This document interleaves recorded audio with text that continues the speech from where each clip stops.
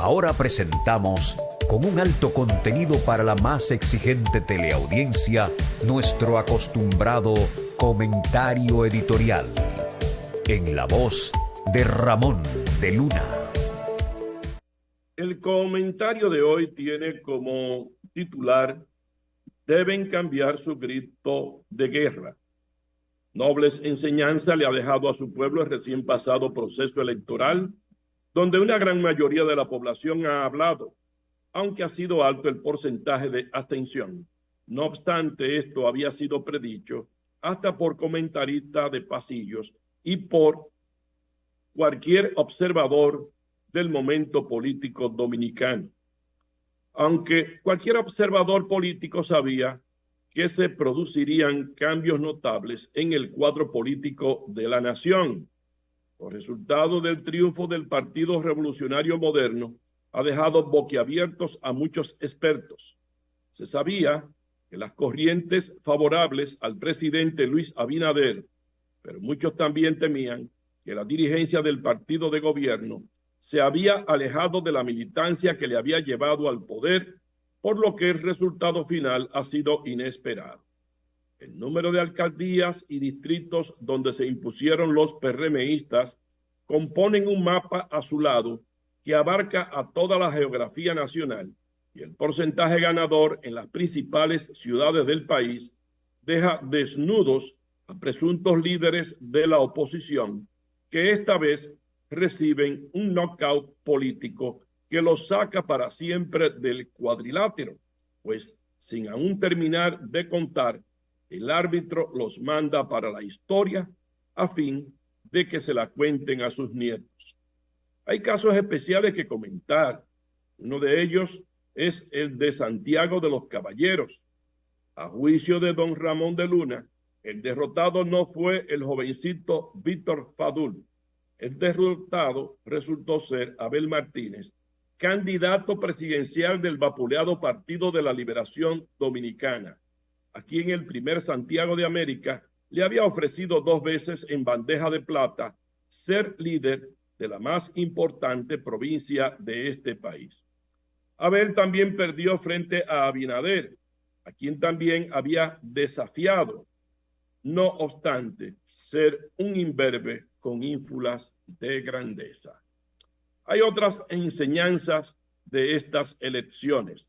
La primera de ellas, a juicio de don Ramón de Luna, es la del que ha sido 3 veces presidente de este país, caso doctor Leonel Fernández, quien desde hace tiempo se ha tirado al ruedo político y lidera algo que él ha llamado Fuerza del Pueblo, que en estas elecciones quedó en el 3er puesto como partido de oposición, muy por debajo del PLD. Lo mejor que podría hacer el profesor sería convertirse como orientador de su organización política. El otro caso es el de Danilo Medina, vapuleado como político, que va cargando un fardo de ignominias en las espaldas y con un futuro donde abundan las tinieblas, y él dice no saber por qué. Déjele a las nuevas generaciones lo que resta de su partido. Ya usted se quedó sin cancha donde jugar y las piernas ya no lo soportan más. Ahí hay jóvenes de gran valía, limpios, inteligentes. Los Mariotti, los Peña, los Medina y otros que en sus gobiernos salieron con enormes fortunas, mejor que se retiren para siempre y se vayan a contar las vacas y chivos de sus fincas. Son muchas las enseñanzas de estas elecciones, y no solo para ahora, pues nos dejan entrever que algo peor pasaría para muchos en las de mayo. Este fue nuestro comentario editorial en la voz de Ramón de Luna. Bueno, cuando acudió al Palacio Presidencial de La Loma, en Managua, noche del 21 de febrero de 1934, para una cena, Augusto César Sandino no imaginaba que iba a ser la última de su vida. Este miércoles se cumplen 90 años de su muerte en una emboscada a traición.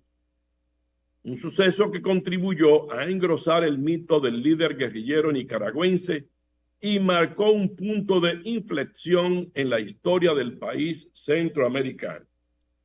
La figura de Sandino continúa generando debate entre los nicaragüenses. Para algunos es un símbolo de resistencia y soberanía nacional. Para otros, un despiadado combatiente con más sed de poder que ideas. Lo cierto es que su lucha marcó un punto de inflexión en la historia de Nicaragua, cuyas repercusiones aún se sienten en la actualidad. Pienso que pecó de una cierta ingenuidad, porque le hicieron creer que la vía de la negociación era una posibilidad tras la salida de la Marina norteamericana de Nicaragua, explica a BBC Mundo el historiador Oscar René Vargas, quien es el autor del libro biográfico sobre el guerrillero Sandino. Floreció al filo de la espada.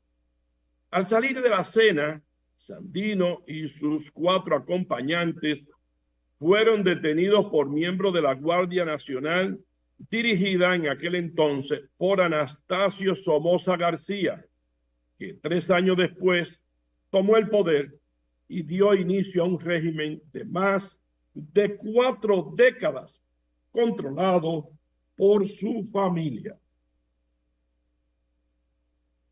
Entonces mañana se cumplirán 90 años de la muerte de Sandino. Hay muchas canciones, muchos libros, muchos poemas, películas sobre Augusto César Sandino. En Dajabón, simpatizantes del Partido de la Liberación Dominicana se encuentran apostados alrededor de la Junta Municipal Electoral, manifestándose en contra de lo que consideran un intento del gobierno de despojar a la doctora Fiordalisa Caridad Ceballos del PLD de su victoria en las elecciones municipales del pasado domingo. Fiordalisa Caridad habría ganado por un voto al candidato del partido oficialista Santiago Riverón, a pesar de que la Junta Municipal emitió un boletín declarando a Caridad Ceballos como ganadora. Riverón y sus representantes solicitaron un recuento de los votos nulos emitidos en el proceso. Los simpatizantes han dejado claro que no permitirán que les quiten la victoria en esa demarcación fronteriza, alegando que el proceso fue legítimo y que su candidata fue declarada ganadora de manera oficial. Entonces, tras este proceso de reconteo de votos celebrado ayer lunes en la Junta Municipal Electoral de Dajabón, se confirmó que Santiago Riverón del PRM va a continuar siendo alcalde de esa demarcación por los próximos 4 años. Riverón, en el recuento, pues logró vencer a la candidata del Partido de la Liberación Dominicana, Fiordalisa Ceballos, por una estrecha diferencia de 4 votos. El proceso de revisión se extendió por más de 10 horas. En una situación inicial, Riverón perdía por detrás de su oponente por un solo voto en el primer conteo de votos. Los resultados oficiales publicados por el órgano encargado de administrar las elecciones muestran que Ceballos obtuvo el 45.49% de los votos, mientras que Riverón el 45.48%. Pero ahora Riverón es el que está celebrando. Bueno, eso es complicado. ¿Quién custodió esos votos que estaban en sobre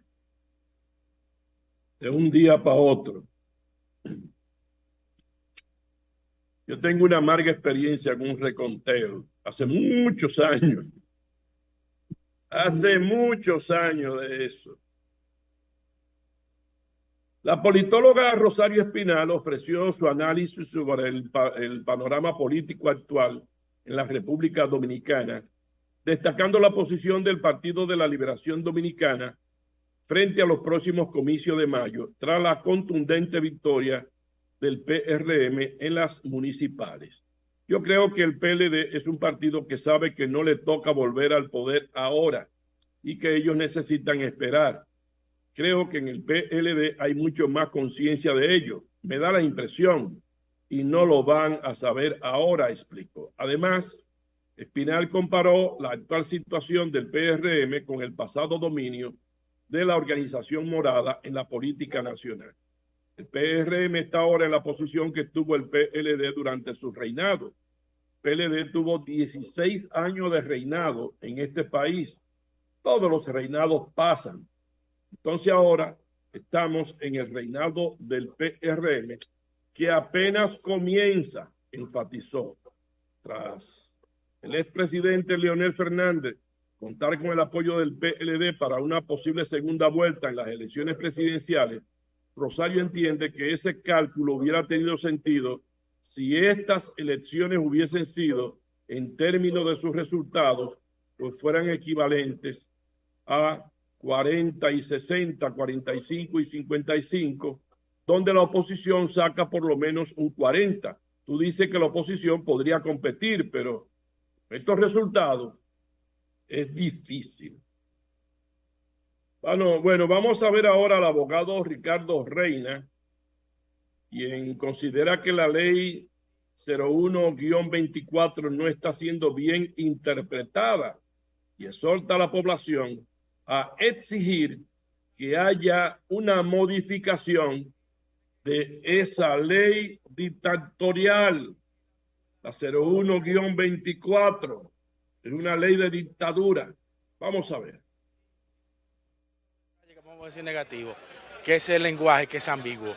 Es una ley con buena intención, al DNI, como una institución del Estado, como un departamento de investigación, tiene que estar regido y tiene que tener las funciones delimitadas. El único problema de la ley es la ambigüedad en algunos términos, principalmente en cuanto a la intervención de la DNI en la persona humana, cómo va a investigarse y bajo qué condiciones puede o no puede entrar a una casa, allanar o tomar el testimonio de una persona, que tiene que ser siempre bajo la custodia del Ministerio Público y bajo la autorización del juez.